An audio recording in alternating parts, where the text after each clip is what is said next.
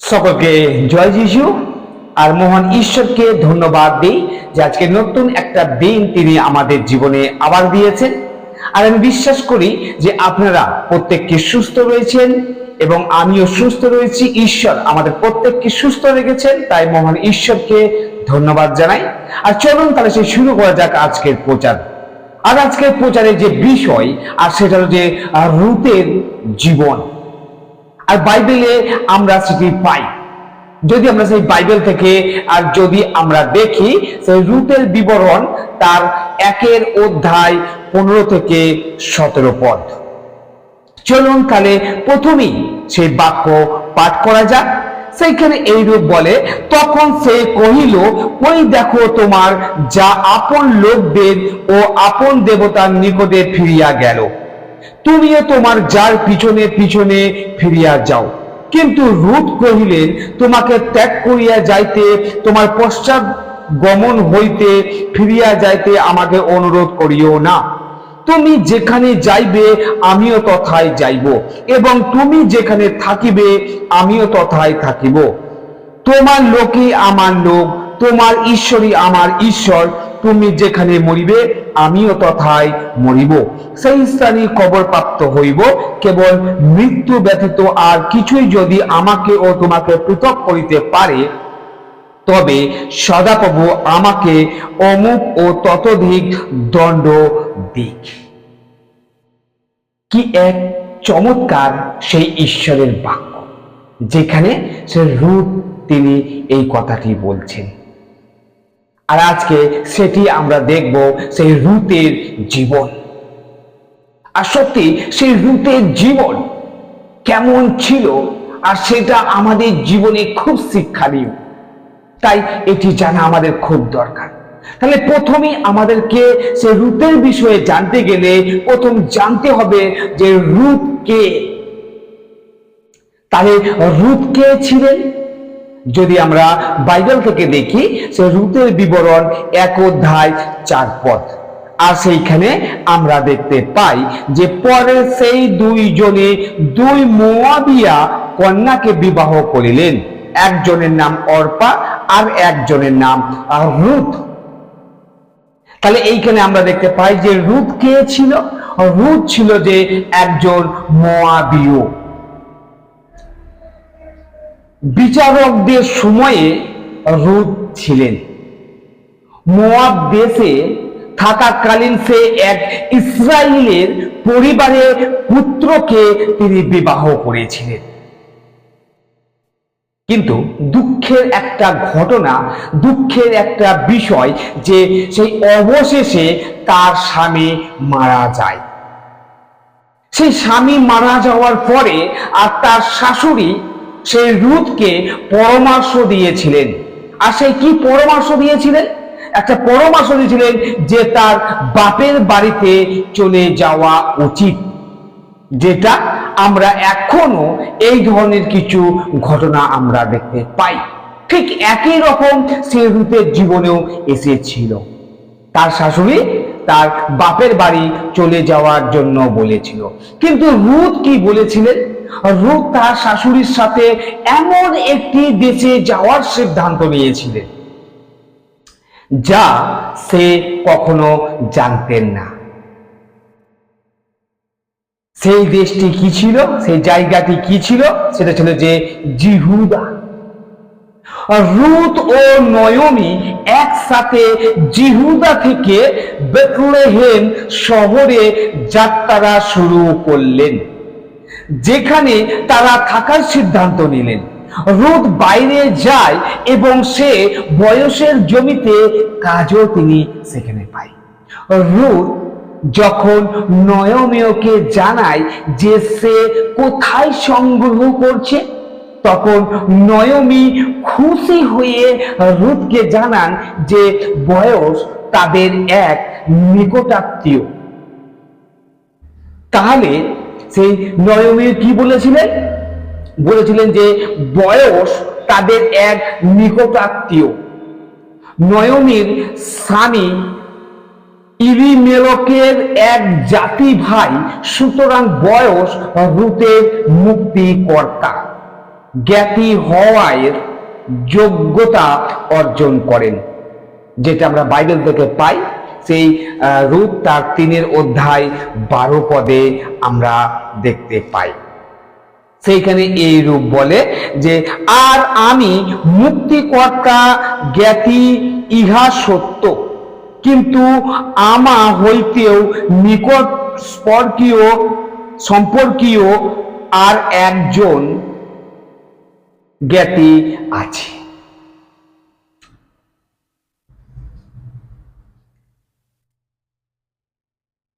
রূৎ ও বয়স শীঘ্রই বিবাহিত হয়ে ওবেদ নামে এক পুত্র সন্তানের জন্ম দেয়। এই ছিল সেই রূতের জীবন কাহিনী। তাহলে আজকে যেটা বিশেষ করে আমি বলতে চাই যে, তাহলে সেই রূতের জীবন থেকে আমরা কি শিক্ষা আমরা পাই, কি আমরা শিখতে পারি? হ্যাঁ প্রিয় ভাই বোন, সেই রূতের জীবন থেকে 4টি বিষয় আমরা শিখতে পারি, আর সেই প্রত্যেকটি বিষয় আমাদের জীবনে অত্যন্ত গুরুত্বপূর্ণ। আর প্রথম যে বিষয়টি আমরা শিখতে পারি, আর সেটি হলো যে আনুগত্য। আর যদি আমরা বাইবেল থেকে দেখি, সেই রূতের বিবরণ 1 অধ্যায় 16 ও 17 পদ। রূতের বিবরণ 1 অধ্যায় 16 ও 17 পদে বলে, কিন্তু রূৎ কহিলেন, তোমাকে ত্যাগ করিয়া যাইতে, তোমার পশ্চাৎগমন হইতে ফিরিয়া যাইতে আমাকে অনুরোধ করিও না, কিন্তু যেখানে যাইবে আমিও তথায় যাইব, এবং তুমি যেখানে থাকিবে আমিও তথায় থাকিব। তোমার লোকই আমার লোক, তোমার ঈশ্বরই আমার ঈশ্বর। তুমি যেখানে মরিবে আমিও তথায় মরিব, সেই স্থানে কবরপ্রাপ্ত হইব। কেবল মৃত্যু ব্যতীত আর কিছুই যদি আমাকে ও তোমাকে পৃথক করিতে পারে, তবে সদাপ্রভু আমাকে অমুক ও ততাধিক দণ্ড দিই। প্রিয় ভাই বোন, সেই রূৎ কতটা আনুগত্য, আর সেই বিষয়টি আমরা এখানে দেখতে পাই যে, রূৎ যা কিছু জানতো তার সমস্ত কিছু ছেড়ে এক ভিন দেশে নয়মীয়কে অনুসরণ করতে রাজি ছিল। তার পরিবার, তার লোকজন, তার বাড়ি, তার দেশ, তার দেবতাদের, সমাজের তার অবস্থান এবং তার পুনরায় বিবাহের সুযোগ। দ্বিতীয়ত আমরা কি শিখতে পারি, আর সেটি হলো বাধ্যতা, যেটা আমাদের প্রত্যেকের জীবনে দরকার রয়েছে। এই বাধ্যতা আমাদের জীবনে অনেক অনেক দরকার রয়েছে, আর সেই বিষয়টি আমরা শিখতে পারি, যেটা আমরা দেখতে পাই সেই রূতের বিবরণ 3 অধ্যায় 1 থেকে 5 পদে আমরা দেখতে পাই। সেইখানে এই রূপ বলে যে, পরে তাহার শাশুড়ি নয়মী তাহাকে কহিল, বৎসে, তোমার যাহাতে মঙ্গল হয় এমন বিশ্রাম স্থান আমি কি তোমার জন্য চেষ্টা করিব না? সম্প্রতি যে বয়সের দাসীদের সহিত তুমি ছিলে, তিনি কি আমাদের জ্ঞাতি নহেন? দেখো, তিনি অর্ধরাত্রিতে খামারে জব ঝাড়িবেন। অতএব তুমি এখন স্নান করো, তৈল মর্দন করো, তোমার পরিচ্ছদ পরিধান করো এবং সেই খামারে নামিয়া যাও। কিন্তু সেই ব্যক্তি ভোজন পান সমাপ্ত না করিলে তাহাকে আপনার পরিচয় দিও না। তিনি যখন শয়ন করিবেন, তখন তুমি তাহার শয়ন স্থান দেখিয়া নিশ্চয় করিও। পরে সেই স্থানে গিয়া তাহার চরণ অনাবৃত করিয়া শয়ন করিও, তাহাতে আপনি তোমার কর্তব্য তোমাকে কহিবেন। সে উত্তর কহিলেন, তুমি যাহা বলিতেছ সেই সমস্তই আমি করিব। আর সত্যি যে বাধ্যতা এখন দেখতে পাওয়া যায় না। প্রিয় ভাই বোন, আজকে আমি বলতে চাই যে, সেই রূতের জীবনে যে বাধ্যতা ছিল, এই বাধ্যতা আমাদের প্রত্যেকের থাকা দরকার রয়েছে। রূৎ তার শাশুড়ির পরামর্শ যথাযথভাবে অনুসরণ করেন এখন বর্তমান সমাজে যেটা আমরা দেখতে পাই না। কিন্তু সেই জন্যই আজকে আমাদের জীবনে এত দুর্দশা, এত অশান্তি, এত বিবাদ আমাদের জীবনে চলে এসছে। তাই যদি আমরাও বাধ্যতা হই, অবশ্যই আমরা আমাদের জীবনে শান্তি, আনন্দ আমরা খুঁজে পাবো, ফিরে পাবো আমরা। তৃতীয় যে বিষয় আমরা শিখতে পারি আর সেটি হলো প্রেম। আর যদি আমরা বাইবেল থেকে দেখি, সে রুতের বিবরণ তার 2 অধ্যায় 10 ও 11 পদ।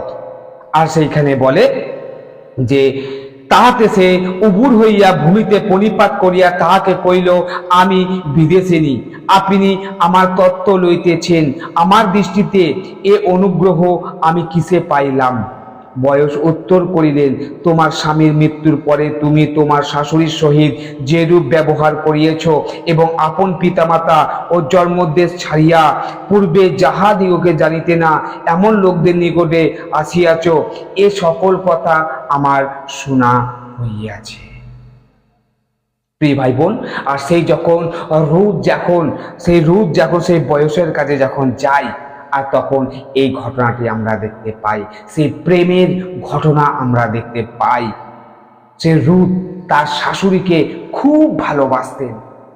যে কোনো মুহূর্তে সে নয়মীকে ছেড়ে নিজের লক্ষ্যগুলি অনুসরণ করতে পারত, কিন্তু সে তা করেনি। সে নয়মীর প্রতি এতটাই বেশি পরিমাণে যত্নশীল ছিল যে তা সমগ্র নগর জুড়ে সুপরিচিত ছিল।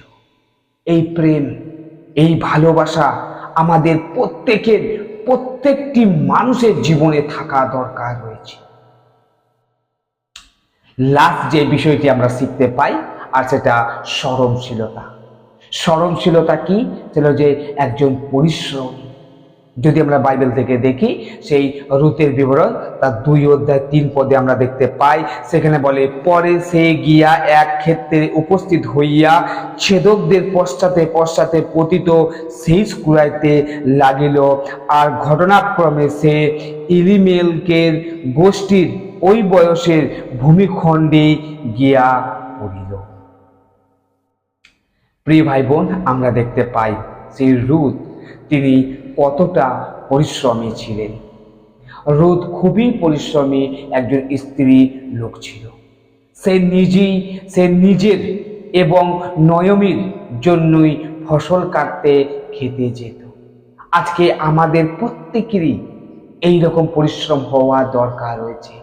আমরাও যেন একে অপরের জন্য যেন এইরকম পরিশ্রমী হতে পারি। সেগুলি ধরে রাখার জন্য সে সারা দিন কঠোর পরিশ্রম করত। আমাদেরকেও সেই কঠোর পরিশ্রমী হতে হবে। ঈশ্বর সর্বদাই বিশ্বাসীদের জন্য যত্নবান হন এবং সর্বদা তার অনুসরণ এবং তাকে প্রথমে রাখার বিষয়ে তাদের সিদ্ধান্তকে সম্মান করেন।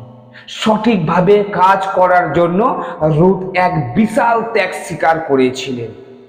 ঈশ্বর তাকে তার জন্য আশীর্বাদ করেছিলেন। হ্যাঁ প্রিয় ভাই বোন, আমরাও যদি আমাদের জীবনে ত্যাগ স্বীকার করি, আমাদেরকেও ঈশ্বর প্রচুর পরিমাণে তিনি আশীর্বাদ করবেন। সেই ঈশ্বরের দৃষ্টিতে ত্বক এবং জাতি গুরুত্বপূর্ণ নয়, ঈশ্বর হৃদয়কে দেখেন। মানুষের বাহ্যিক চেহারা তাদের বিষয়ে আমাদের বিচারকে প্রভাবিত না করুন। ঈশ্বর তার আপন বাক্যে আমাদের প্রত্যেককে আশীর্বাদ করুন। আমেন। জয় যিশু।